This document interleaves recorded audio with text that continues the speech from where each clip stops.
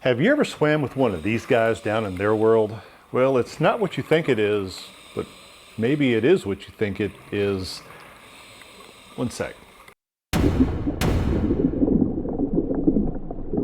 Hi, I'm Rick Higgins. Have you ever wanted to get way outside of your comfort zone? I mean, way outside of your comfort zone. You ever thought about maybe scuba diving, swimming underwater, but thought, oh my God, no, I could never do that. It's oh so dangerous. Well, you should try it, and no, it's not dangerous. Okay, let's start with some high-level basics because most people don't understand what's going on. They think you just go down to Mexico and jump in the water and try not to die. And yes, that is one option for doing it, but I highly recommend going through a certifying agency. There are several. The one I went through was called PADI, P-A-D-I, Professional Association of Diving Instructors, I believe. Anyway, they have basic classes. They will take you through every bit of safety information you possibly could need to know. And of course, they have lots and lots of other advanced and more advanced and lots of more other advanced classes. I'm actually one step away from the last class there is, which is a master diver, but you need a certain amount of time. Anyway, you don't care about me. Now, the reason you have to go through the certification is because you can't even rent the gear to go try scuba diving unless you have this card. So you go through these packages where they take an entire weekend and they teach you everything you possibly need to know about safety, about technique. They put you in the pool, you try it there, you go out into the ocean and you try it there, and voila, you have tried scuba diving for a weekend. Now, before I bore you with a whole bunch more facts, let me roll a little video footage from a really crappy, shitty camera that I had when I first started diving, but it will give you an idea of what it's like down there.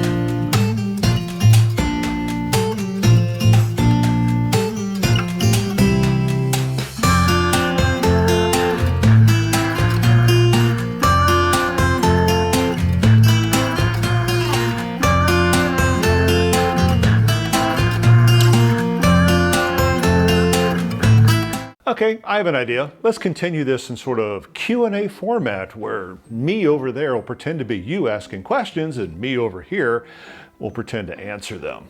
Okay, so what happens when you run out of air? What happens when you run out of air? Well, you can't. Well, you can, but you're not going to.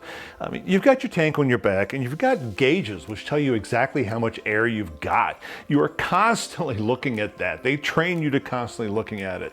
The dive guy that you're with every few minutes is going to go, hey, how much air you got? And you're going to look at your gauge and go, I've got 2,300 or whatever it is. You are always monitoring your air. So it's really difficult unless you consciously make a mistake to run out of air. Now, what if your equipment breaks? You're thinking, well, you've got the regulator in your mouth. You've got another one that hangs off the tank right on your waist. It's called your octo. It's in case this breaks, which they never do, but sometimes they kind of run afoul. You've got another one.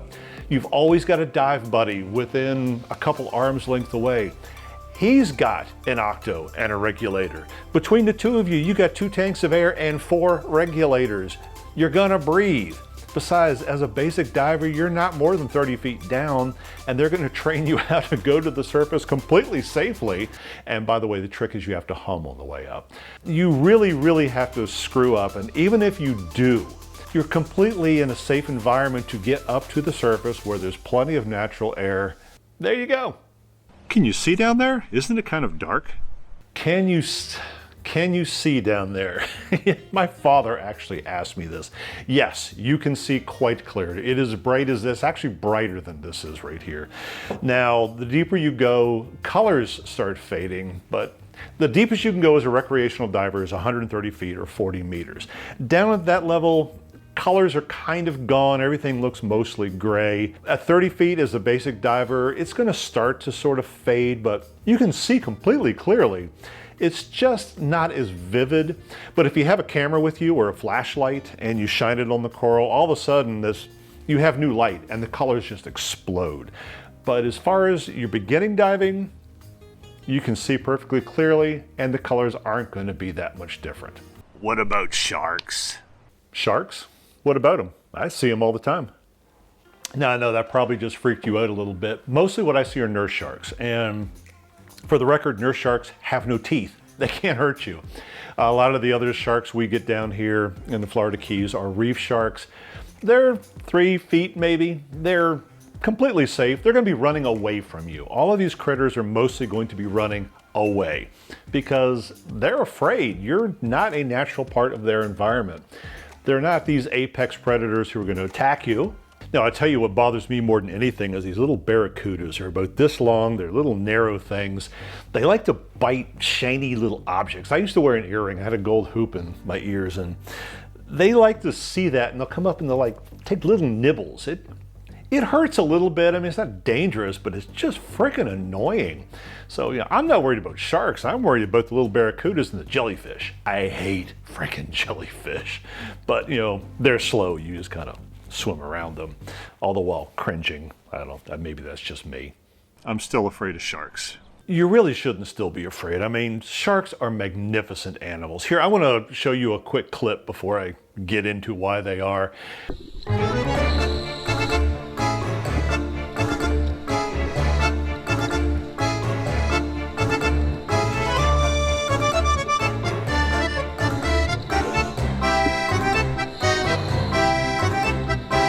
One of those sharks you just saw was Miss Snooty, and yes, she has a name. She has a Facebook page. Yeah, seriously, see it scrolling? She is a lemon shark. There's a bunch of lemon sharks up in Jupiter, Florida, and you can dive with them. Now, it is very safe. You do have to take more precautions when you purposely want to swim with the larger sharks. And by the way, these guys are down there around 70, 100 feet. They're not something you're going to encounter as a recreational diver, but even if you did, they're perfectly fine. Thing you have to remember is they are wild animals, and as such you just have to treat them as wild animals. You're in their environment. Now, I will tell you a fun little fact. More people every year are killed by cows than there are by sharks. People pay more attention to the rules of the paddock than maybe they wouldn't die. There's only 3 dangerous sharks in the world: the white, the bull, and the tiger. We hardly ever see any of them down here, and you've really got to go out of your way to find them. It is safe. Maybe you don't want to go diving with Miss Snooty. I actually loved it, and I would love to go back with her. But what you're going to see as far as sharks, they're the little nurse ones with the little, they look like they have little whiskers, and they got no teeth, and you're fine. I still couldn't do it. Well, you're kind of missing out, because I tell you, there's so much other stuff down there, the critters that don't have such a bad reputation. Lots of fish and turtles and coral and all kinds of just wonderful things.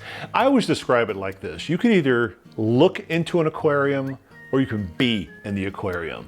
And you have no idea how cool it is until you're inside looking around. Now, is it hard to swim back up? I think it would be hard to swim back up and I would be stuck down there. Hard to swim back up. No, actually, it's hard to swim down. It's quite the opposite. You have to put on weights to get you down. In worst case, you let go of the weight, you pop right back up to the surface. No, and you also have this, it's called a BCD, a buoyancy control device. It's a vest that fills with air. And that's probably the hardest part about learning how to dive, is how to get your balance. The idea is to float completely here without rising and falling. And when you start, you're constantly cycling and it's really, really a pain. But once you get it dialed in, you just hover. And you're also in all directions. You know, walking around here, there's north, east, south, west, but now you've got up and down. Your head doesn't have to face the surface. It's like being in outer space, I assume. I haven't been there yet. But you can spin in any direction in any of the 3 axes. 3 axes? I think there's 3. Anyway, it's really cool, and staying down is a little harder than going up because, like I say, just dump your stuff and you'll pop right to the surface. Okay, is it expensive? Is it expensive? Yep. Now, I need to qualify that, if you will. The basic training, if you just want to be a casual recreational diver, the dive trips aren't bad. I think you can get them from $70 to $100, and that's for 2 dives, and they give you the air tanks. Gear, you do have to rent gear if you don't have it. It's also probably around the same price. So if you're just a casual diver, you want to go diving once or twice or 3 times a year, it's perfectly fine, but you're gonna get the bug. You're going to want to buy new stuff. And I guess it's a lot like golf, where you can go to a course and you can rent your 18 holes and you can rent their clubs and you can have a grand old time. Or you can go down to the golf shop and spend, your children's inheritance on a driver. Same thing with diving. Once you start buying the gear, once you do get that bug, it can become really freaking expensive. All the gear you have can be constantly upgraded for just more and more money. But you don't have to do that. You absolutely don't have to do that to be a diver. It's just a lot of us idiots kind of do. Oh, and I forgot to mention, a lot of these dive shops offer this exploratory lesson. You take one day and they give you an abbreviated short version of the training, and you spend all of your time in a swimming pool, but you're learning how to breathe underwater. You're learning how the gear works. You're just getting real familiar. Some of them even take you out into a really shallow part of the ocean and let you dive in 8, 10 feet. You're no deeper than a regular swimming pool, but it gives you a real taste of what it is. And they're fairly cheap. For under $100, I think, you can have all of this wonderful experience over an afternoon. So it's a really cool way of trying this. Aren't you worried about the bends? I see all those movies where divers come up and they're bent. The bends. You would really have to work hard to do that. Now, people don't know what the bends are, and I'm not going to get into all the explanation of how the nitrogen pumps into your tissues. But basically how long you are and how deep you are, all of that contributes to how long you can stay underwater without having to decompress. Now, everyone has a dive computer. It looks like a big watch on their arm. It's constantly monitoring this. They're gonna train you. You're gonna learn so many rules and charts, and it's a pain. But you got your dive computer and it's telling you exactly how long you can be underwater.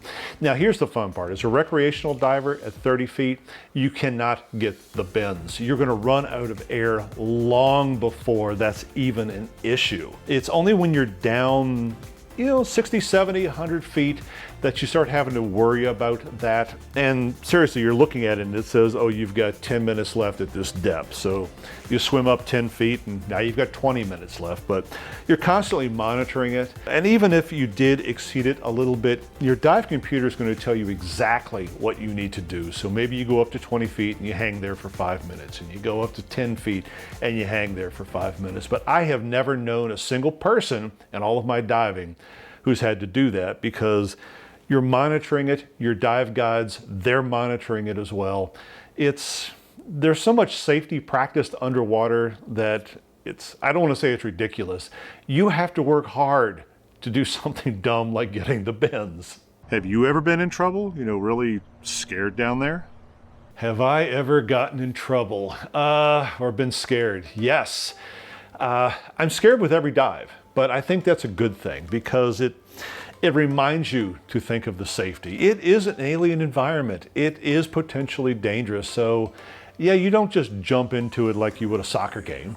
It is something you think about. So there is a little level of fear on every dive. Now, I have only gotten into real trouble once, and I'm not trying to scare you away, because the story actually has sort of a happy ending.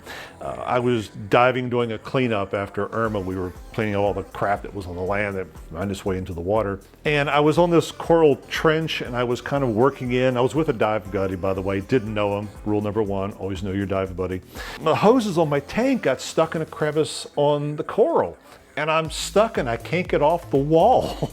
And I'm pointing to the guy and I'm giving him all the hand signals, telling him to look, and he thought I was telling him that I needed room, so he swam off and I'm stuck there by myself against this coral wall. But they train you on this. It was just real simple. I undid my vest, turned around, I still got my air in my mouth.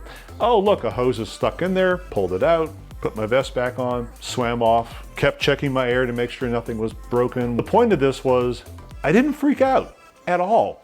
This is what I had trained for. They actually teach you this in the pool, to go down there, take all of your gear off, hang around, put all of your gear back on, and keep swimming. They cover everything in your training. Well, they try to cover everything in your training. But so yeah, I have gotten in trouble once, and I guess on some level it was scary, but I wasn't panicking or afraid for my life, because I knew exactly what to do and the training worked. Okay, that's all I got for you, but I do want to give you one little quick encouragement. I really think you should try scuba diving. It is safe. It is a lot of fun. The world down there, even if you only do it once, swimming with fishes in their environment is something you are never ever going to forget. You might get the bug, you might have to empty your wallet a little bit, but absolutely, this is a safe way to get the hell out of your comfort zone.